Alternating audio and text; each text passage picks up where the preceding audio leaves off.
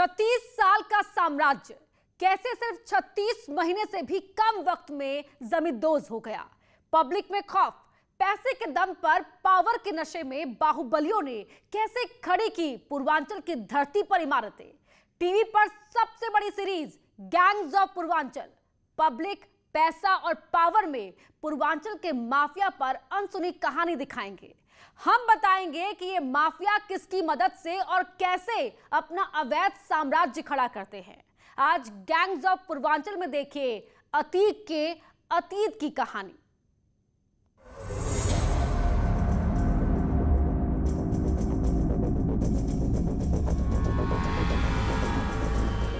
हर धीरे धीरे चला है कहरवा, शुरू जावा डूबे ना दिया।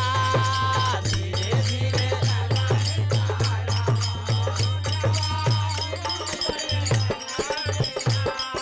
क्या बात है।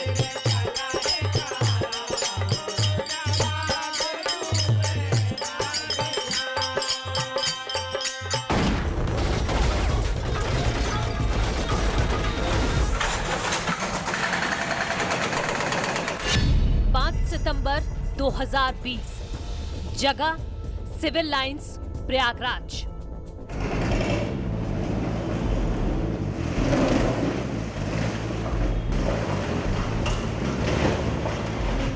अवैध कमाई से करीबियों के नाम से अवैध जमीन पर करोड़ों की बिल्डिंग पर बुलडोजर।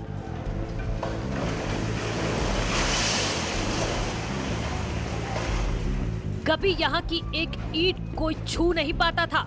डर इतना था कि पुलिस भी यहाँ आने से कतराती थी। लेकिन कहते हैं कि वक्त बराबर नहीं रहता।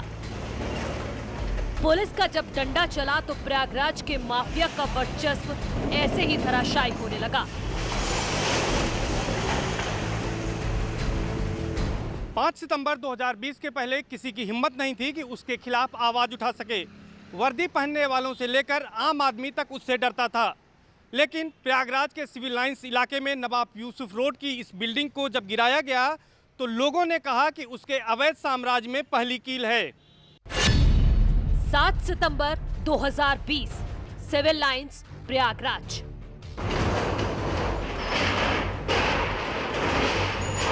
₹500 वर्ग मीटर में बनी ये बाहुबली की दूसरी संपत्ति है। कहा जाता है कि समाजवादी पार्टी के राज में उसने अपनी पावर का इस्तेमाल कर नजूल की जमीन पर इस अवैध बिल्डिंग को खड़ा किया था। पुलिस ने 7 सितंबर 2020 को उसके अवैध साम्राज्य को खत्म करने के लिए दूसरी कील ठोक दी। ये निर्माण अभी विगत कुछ वर्षों 5-10 साल पहले हुआ है निर्माण।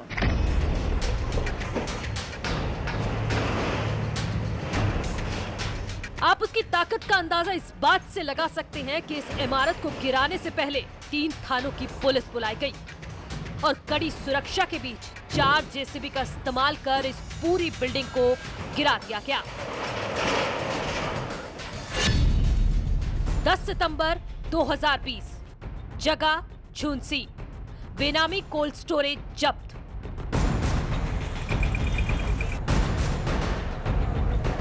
गैंगस्टर ने अपनी पत्नी के नाम पर इस कोल्ड स्टोरेज को बनवाया था। हर साल लाखों की कमाई होती थी, इससे पैसे आते थे और उसकी पावर बढ़ती जाती थी। लेकिन सरकार के एक प्रहार ने उसकी पावर पर ब्रेक लगा दिया। लोग कहते हैं कि जेल के अंदर से बैठकर वो इसी कार्यालय से अपना राजनीतिक वर्चस्व बनाए रखता था। यह कार्रवाई गैंगस्टर एक्ट के 14(1) की धारा के तहत की जा रही है। इनकी यह संपत्ति सीज की गई है। लोग कहते हैं कि प्रयागराज के चकिया का ये कार्यालय उसके गुनाहों का भी गवाह है। कहा जाता है कि इस इमारत में कई लोगों का खून करने से मिले पैसे भी शामिल हो सकते हैं। 2007 में भी इस पर ताला लगाया गया था और फिर 10 सितंबर 2020 को प्रशासन ने इसे बंद कर दिया और इस तरह से उसके अवैध आर्थिक साम्राज्य पर एक-एक करके पुलिस ने कील ठोक दी। 11 सितंबर 2020, तेलियरगंज, प्रयागराज।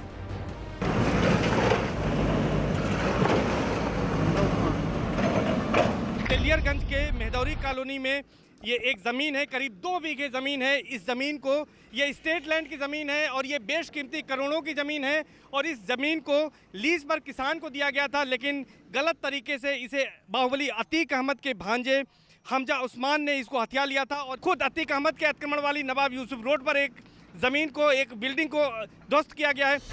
पूर्वांचल का गैंगस्टर अतीक अहमद।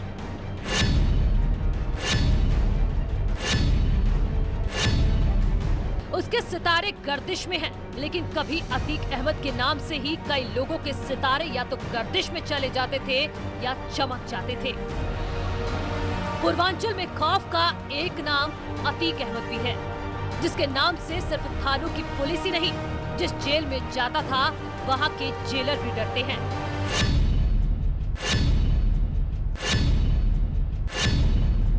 कहते हैं कि पहले अतीक के खिलाफ कोई केस कोर्ट में जाता था तो जज भी सुनवाई करने से डरते थे। खौफ इतना था कि अतीक के खिलाफ कोई आवाज नहीं उठाता था। वो चाहे जेल में हो या बाहर, कभी भी उसका क्राइम का कारोबार बंद नहीं होता था। सलाखों के पीछे से अपनी सरकार चलाता है।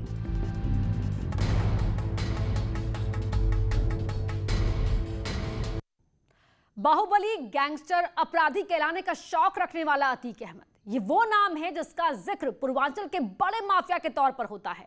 भले ही सरकार की कार्रवाई से वो सहमा हुआ है, लेकिन उसके नाम से खूनी वारदात की लंबी फेहरिस्त है। कहते हैं कि वो अपने अपराध की कहानी चार्जशीट लोगों को दिखाकर खुश होता है।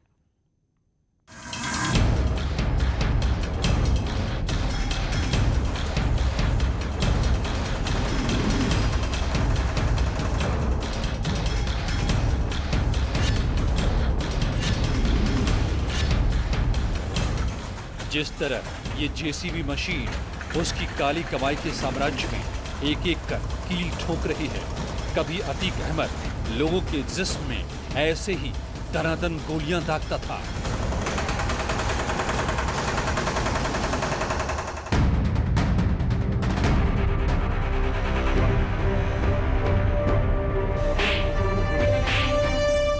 अतीक को बाहुबली होने का इतना घमंड था कि कहीं भी किसी को भी मार डालता था।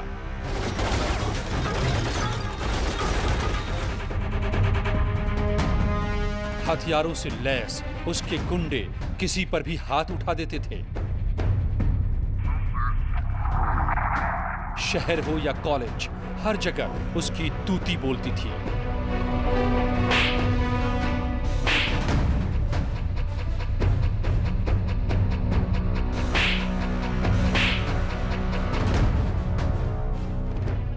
ये तस्वीरें 2016 की हैं, जब अपने गुंडों की टोली के साथ अतीक अहमद प्रयागराज के एग्रीकल्चर यूनिवर्सिटी कैंपस में घुस गया।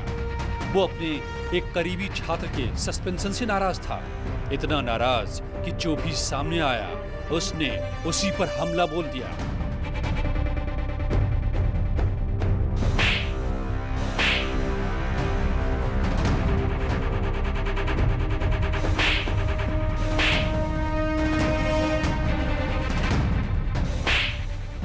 यही नहीं, टीचर के साथ यूनिवर्सिटी के कई स्टाफ से मारपीट की। अतीक के जिस करीबी छात्र को सस्पेंड किया गया था, उस पर परीक्षा में नकल करने का आरोप था। लेकिन कहते हैं कि अतीक अपने लोगों की गलती को नहीं देखता, उसे अपराध करने में मजा आता है।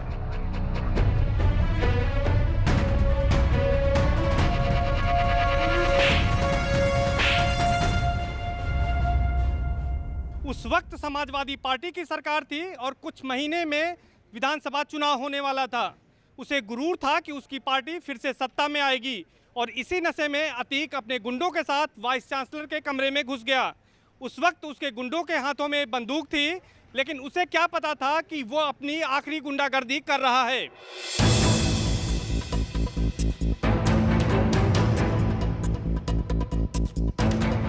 2017 में सत्ता बदली और अतीक अहमद को जेल भिजवा दिया गया, लेकिन जेल से भी उसने अपनी हरकतें जारी रखी। मगर इस बार अतीक के अवैध साम्राज्य को कुचलने की पूरी तैयारी थी। पुलिस एक एक आरोपों की जांच कर और उसकी अवैध संपत्तियों का पता लगाकर जब्त करने लगी।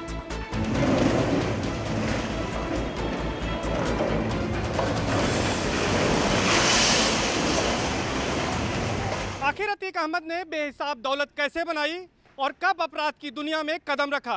क्या इंतकाम की वजह से अपराधी बना या जराइम की दुनिया की पाठशाला में तैयार हुआ था?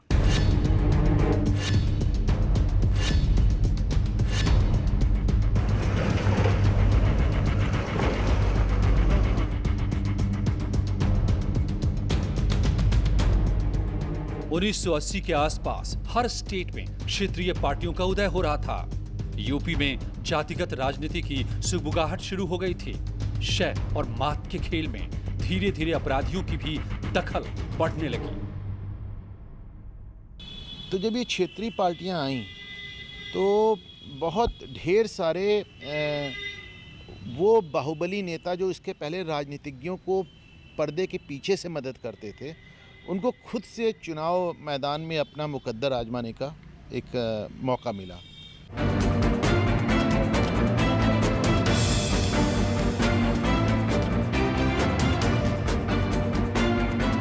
कहते हैं कि उस वक्त अतीक अहमद के पिता हाजी फिरोज का भी इलाहाबाद में एक गैंग हुआ करता था।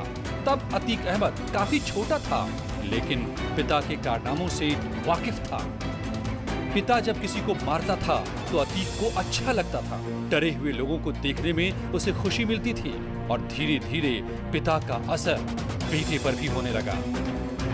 इसका पहला ट्रेलर 1983 में देखने को मिला। उस वक्त अतीक अहमद की उम्र 18 साल थी। पहली बार 1983 में अतीक के खिलाफ हत्या का केस दर्ज हुआ। इलाहाबाद में उन दिनों नए कॉलेज बन रहे थे, उद्योग धंधे लग रहे थे, ठेके बंट रहे थे। देश में क्षेत्रीय राजनीति में नेतागिरी करने के साथ साथ नए लड़कों में अमीर बनने का चस्का था। अमीर बनने के लिए ये कुछ भी करने पर उतारू थे।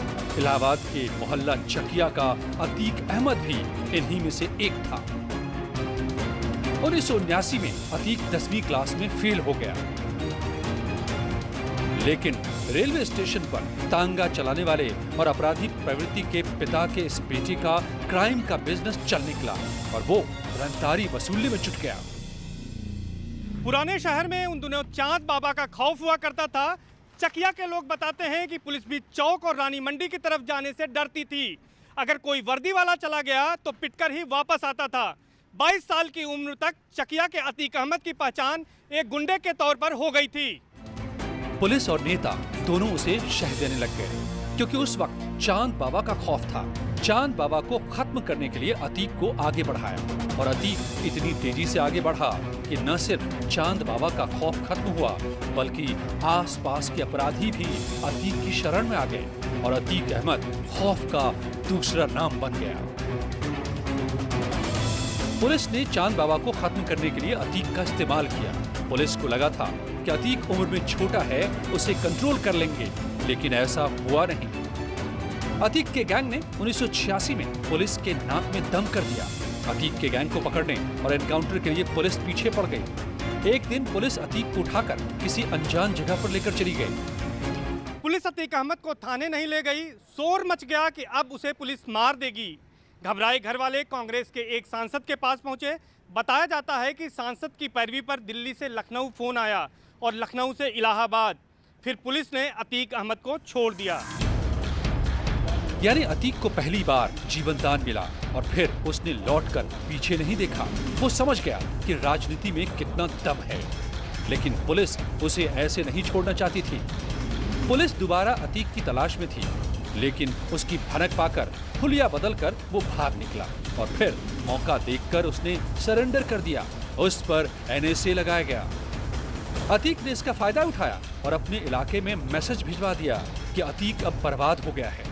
इस मैसेज का असर दिखा और 1 साल बाद जब वो जेल से छूटा तो सहानुभूति का फायदा उठाया और राजनीति में उतर गया। 1989 में यूपी में विधानसभा के चुनाव हुए। इलाहाबाद पश्चिम से अतीक ने निर्दलीय पर्चा भरा और पहले ही चुनाव में जीतकर विधायक बन गया। इलाहाबाद शहर पश्चिमी सीट से 1989, 1991, 1993 में लगातार 3 बार निर्दलीय उम्मीदवार के तौर पर चुनाव में जीत हासिल की।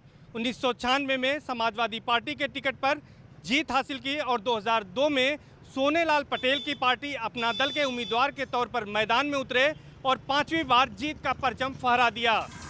5 बार विधायक बनने के बाद अतीक अहमद संसद जाने की जुगत में लग गया और फिर 2004 में दोबारा समाजवादी पार्टी से जोड़कर चुनाव में उतर गया। मुलायम सिंह ने फूलपुर से टिकट दिया था। इस बार भी अतीक की जीत हुई और वो संसद जा पहुंचा। संसद पहुंचने के साथ ही अतीक को महंगी गाड़ियों का शौक हो गया। कुछ ही दिन में उसने विदेशी गाड़ी खरीद ली। लग्जरी गाड़ियों के बाद अत्याधुनिक हथियारों का भी शौक बढ़ गया। चकिया के रहने वाले लोग बताते हैं कि अतीक को 2 ही चीजों का शौक रहा, हथियार और विदेशी गाड़ी। जब कभी वो सड़क पर निकलता था तो उसके काफिले में 15 से ज्यादा विदेशी लग्जरी गाड़ियां होती थी।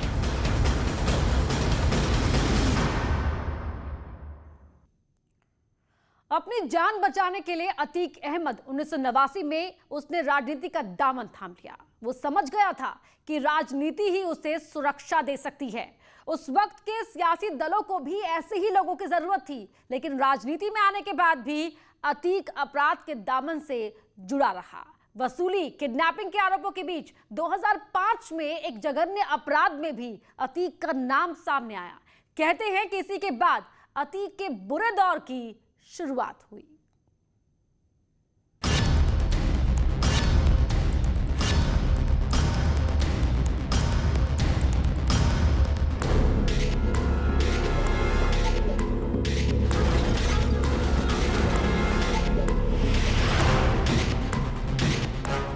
अतीक अहमद एक ऐसा अपराधी है जो किसी को भी अपने सामने खड़ा नहीं होने देता। अगर कोई राह में रोड़ा बनता तो उसे बेरहमी से हटा देता था।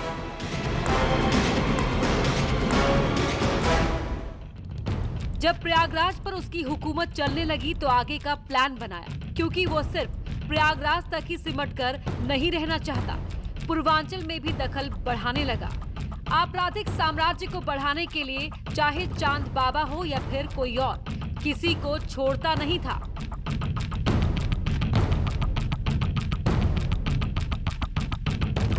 फूलपुर सीट से जीतकर अतीक अहमद संसद पहुंचा और इलाहाबाद पश्चिम की सीट खाली हो गई।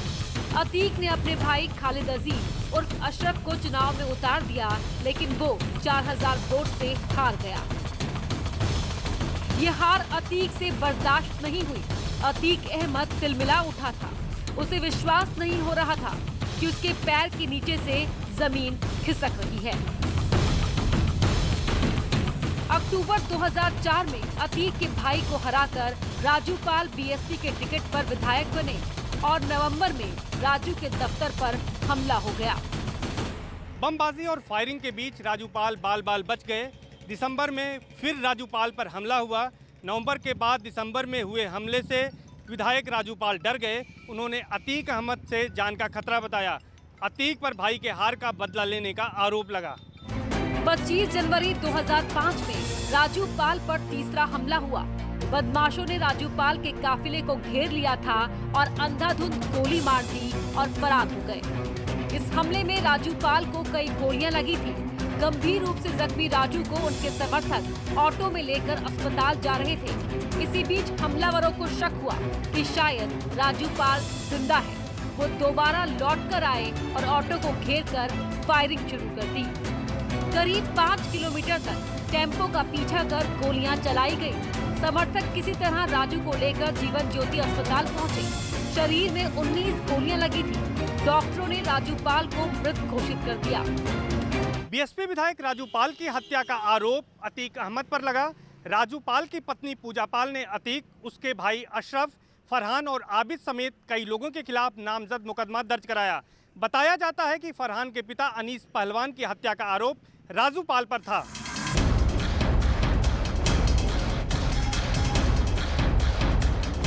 राजू पाल की 9 दिन पहले ही शादी हुई थी।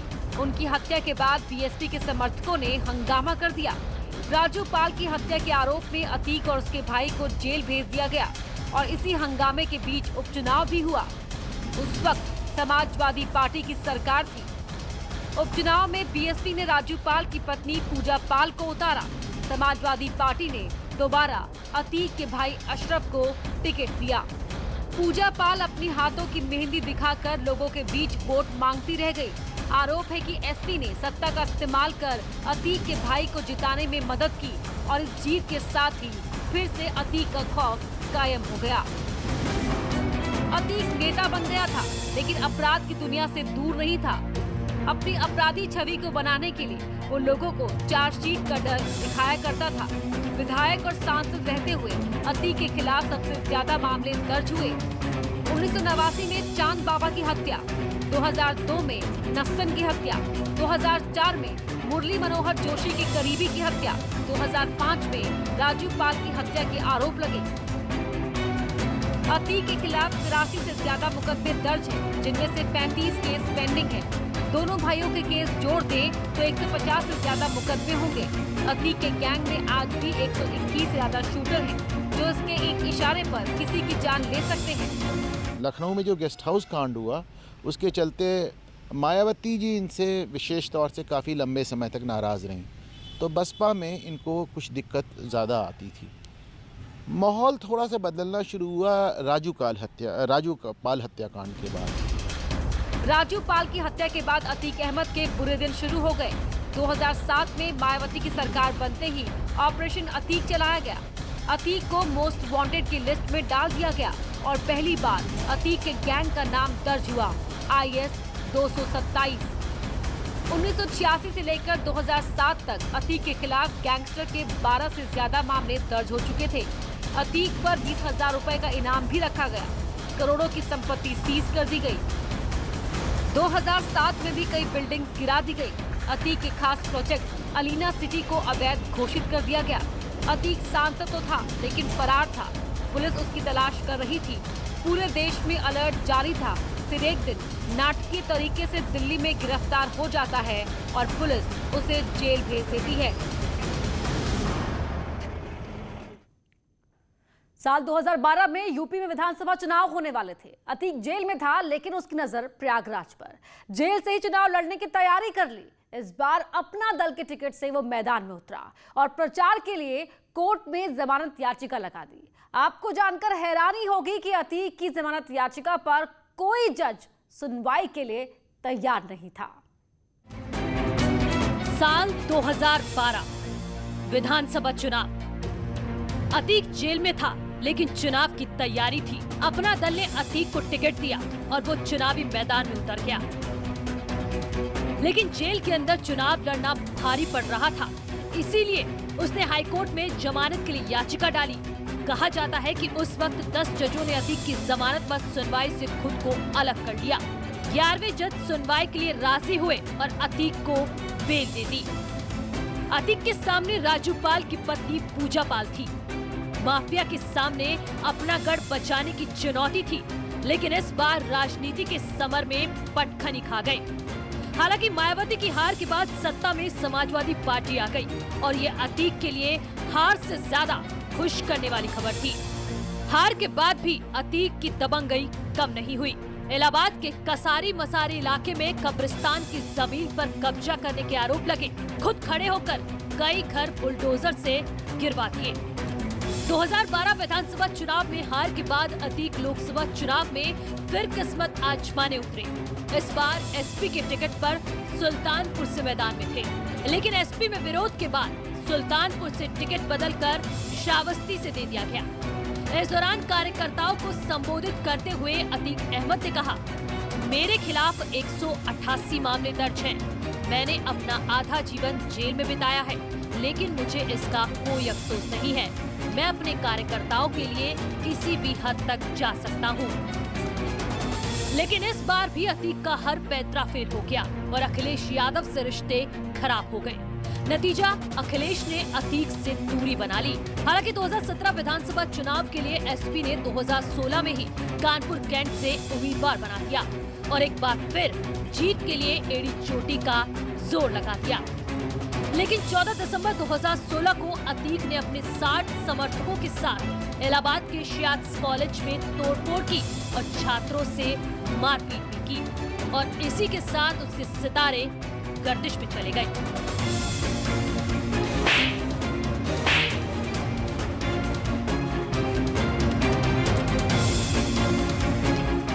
उसमें हाईकोर्ट ने संज्ञान ले लिया और उसको हाईकोर्ट बहुत सीरियस हो गई। और उसमें ये जेल चले गए, इनकी जमानत नहीं हो रही थी और बड़े बड़े मुद्दों पे इनकी जमानत हो जाती थी, इसमें जमानत नहीं हो रही थी। हाईकोर्ट ने जब पुलिस को फटकार लगाई और अतीक को गिरफ्तार करने का आदेश दिया, जिसके बाद फरवरी 2017 में अतीक को गिरफ्तार कर लिया गया।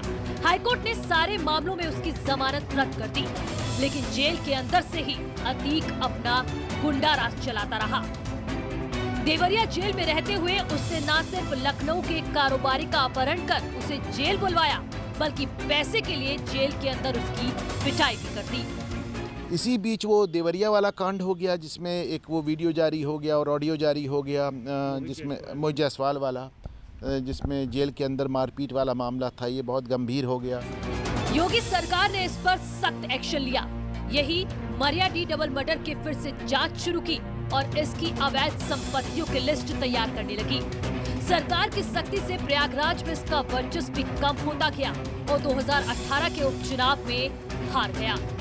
2 जुलाई 2020 की रात को कानपुर के बिकरू कांड के बाद सरकार यूपी के माफिया के खिलाफ और सख्त हो गई है।